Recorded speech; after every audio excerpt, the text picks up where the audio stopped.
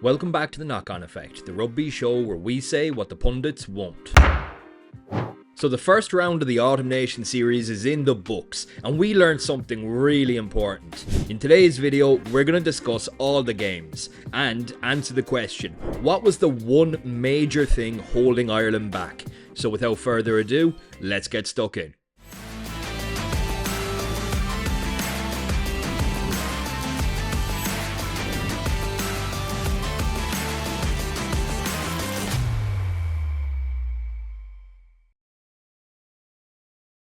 If you haven't done so already, please take this opportunity to hit subscribe. We've already grown one of the best rugby communities anywhere online, and it would be an honour for us if you were to join. Right, so we're going to kick things off with the South Africa versus Japan match. This was quite an easy one to summarise. South Africa are fresh off winning the Rugby Championship, and they're gearing up again for this Autumn Nation series. This was a friendly against Japan in preparation, but there was nothing friendly about it. 61-7 the final score, and the Springboks looked like they were out for a stroll in the park.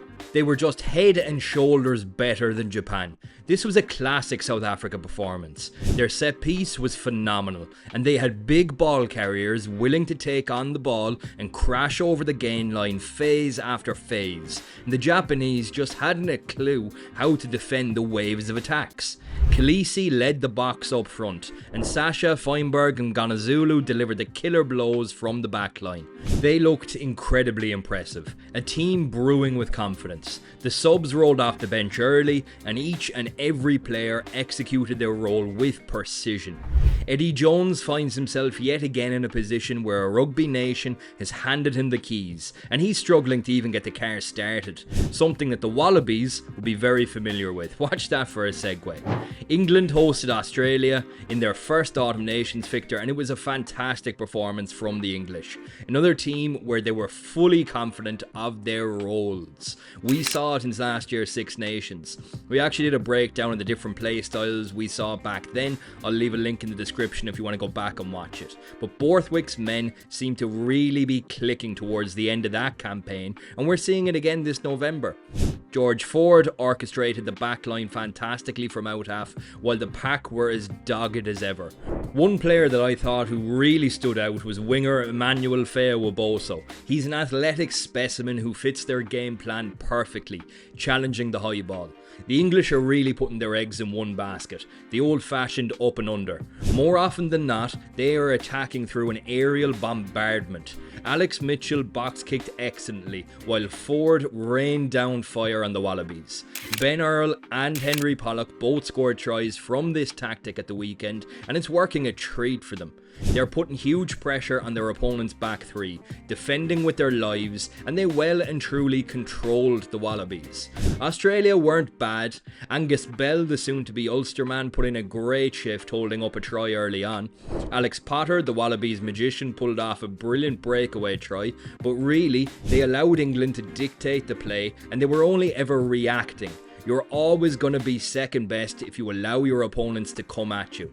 Speaking of a team who were second best, let's discuss the Irish match.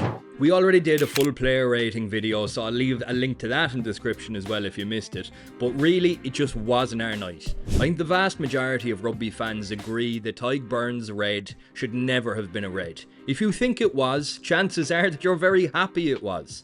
Personally, I thought that decision ruined the spectacle. The first 50 to 60 minutes were very competitive, but legs got tired, as they're bound to after playing with 14 men for 20 minutes, and the All Blacks came out and showed their class in the second half. No matter how close it was, they never panicked. It was as if that they believed that the final scoreline was inevitable. They had full faith that they would overcome the Irish with their structure. Now, that's not to say that with 15 men we still wouldn't have lost, because I think there was one major issue with Ireland's performance. So let's talk about it. What was the major issue holding Ireland back? Ireland need to reinvent ourselves. For the past 5 or 10 years, we've played such unbelievably silky rugby. Multiple pod options running off the out half, loops out the back door, quick and unrelenting phase play. While it worked, it was something special. The problem is, it's not working anymore. We've seen a lot of Irish greats retire over the last number of years. Players who were not only legends, but players who were fully in sync with one another. Therein lies the problem. The new Ireland don't know each other that well. What we saw work well on Saturday was the first phase, often a crash ball with McCluskey taking a hard line.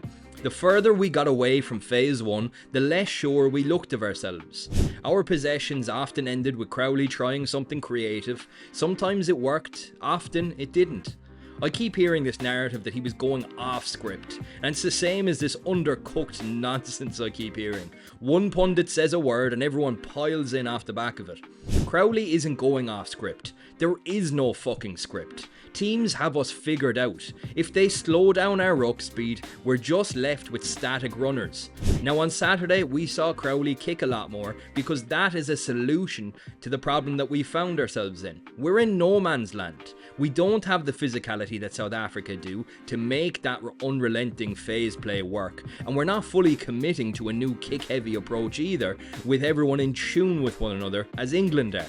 Now I want to hit pause there, because this isn't the calamity that I think many are making it out to be. This is an opportunity, and an exciting one at that. There's no shortage of talent in Ireland.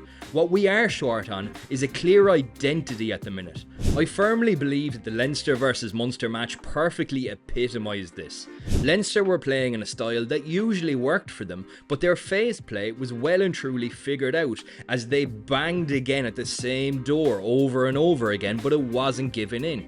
Crowley executed Munster's new style with a team of players who were singing off the same hymn sheet, and it was executed perfectly.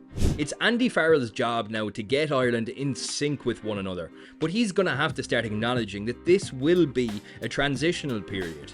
This is a chance for new partnerships, new ideas, and developing new systems. What I want to see against Japan is 23 players who have all bought into the same game plan and are willing to put their bodies on the line for one another.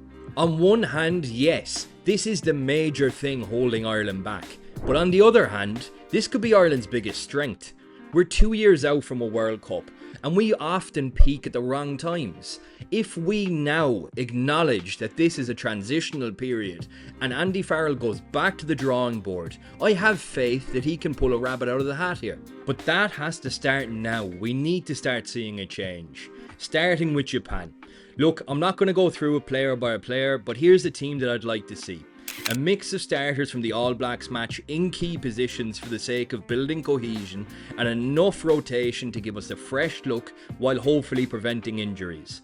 But look, that's just how we see things. Be sure and have your say in the comments below. We'll be back over the weekend to cover all things from round 2, so be sure and check back in so you don't miss a beat. As always, cheers for watching, catch you at the next one.